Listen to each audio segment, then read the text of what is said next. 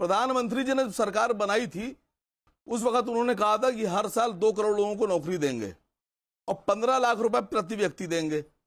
6 साल में 12 करोड़ नौकरियां हो गई। आप 6 करोड़ लोगों को नौकरियां दे दीजिए, हिंदुओं को, मुसलमानों को नहीं। ठीक है, आप 6 करोड़ हिंदुओं को नौकरियां दे दीजिए और 6 करोड़ लोगों को, हिंदुओं को 15-15 लाख रुपए दे दीजिए। आप सारे मदरसे बंद कर दीजिए, एक भी मत छोड़िए। अगर कोई बच जाएगा तो मैं बता दूंगा आपको कि ये बच गया। ठीक है, ठीक है, ठीक है, आपने अपनी बात को रख लिया। उदित राज मेरे साथ जुड़े हुए हैं, मैं उनका रुख करता हूं। उदित राज मेरे साथ काफी देर से जुड़े हुए हैं। उदित राज, मेरा सवाल बड़ा सीधा है आपसे। आप बड़े लर्नेड हैं, कांग्रेस के बड़े नेता हैं, लेकिन आपने मदरसों की तुलना कुंभ मेले से कर दी और उस पर बीजेपी के प्रवक्ता संबित पात्रा ने हमला कर दिया और उन्होंने भी एक ट्वीट करा और कहा कि यही है असलियत। जो भगवान राम को के अस्तित्व पर सवाल खड़ा करते थे, अब कुंभ मेले पे भी पैसा खर्चना नहीं चाहते। बताइए। यूपी के एक मंत्री ने बोला, सिद्धार्थनाथ सिंह ने, कि आप कांग्रेस निर्णय करे कि अब कुंभ मेलों पे पैसे खर्च नहीं करेंगी सरकारें क्या?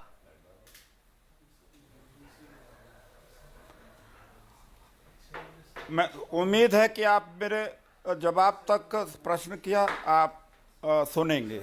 देखिए, हेमंत बिश्व शर्मा जी ने कल कहा कि कुरान की टीचिंग हो या रिलीजियस टीचिंग या धार्मिक, कहने का मतलब कि धार्मिकता को प्रमोट करने के लिए सरकार का पैसा नहीं लगना चाहिए। उसी रेफरेंस में मैंने कुंभ का जिक्र किया।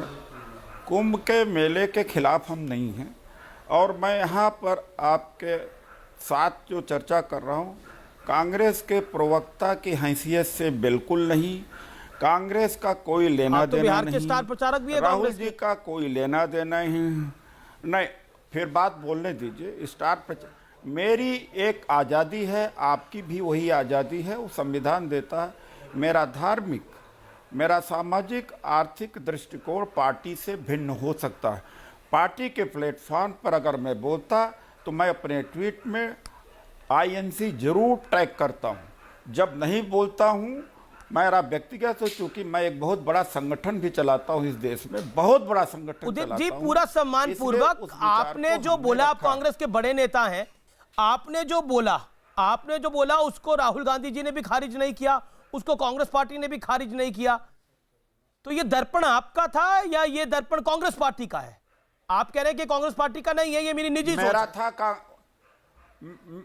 मेरा निजी सोच है, उनका कोई लेना देना नहीं है।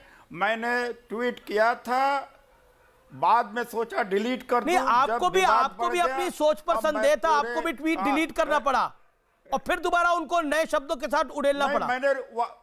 आपको भी अपने आप पर शक है? नए शब्दों के साथ नहीं, नया शब्दों के साथ नहीं, वही रीट्वीट किया है। हाँ, डिलीट क्यों किया? दोबारा कर दिया। फिर आपको भी शंका थी अपने आप पर, आपको भी अपने ऊपर विश्वास नहीं था, तो डिलीट क्यों किया? देखिए, नहीं, डिलीट क्यों किया? इसलिए किया जब विवाद बढ़ गया तो डिलीट कर दिया, रिस्टोर कर लिया हमने। अब मैदान जंग हो, आइए डिबेट करते हैं, किसी के साथ डिबेट करने को तैयार हूं। आप चाहते थे इसका मतलब विवाद बढ़े, आपकी मंशा थी कि कुछ नहीं गलत जैसे मदरसा पर सवाल खड़ा हो रहा है, कुंभ मेले पर भी सवाल करा जाए, इस पर विवाद खड़ा करा जाए। आप देश के आस्था के प्रतीक को, महाकुंभ को, आप विवाद का प्रतीक बनाना चाहते थे।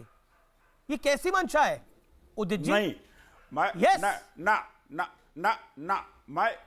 ये कहना चाह रहा था कि जब हेमंत बिश्व शर्मा जी ने कहा रिलीजियस एक्टिविटीज को सरकार का पैसा खर्च नहीं करना चाहिए, एक रेफरेंस दे दिया था।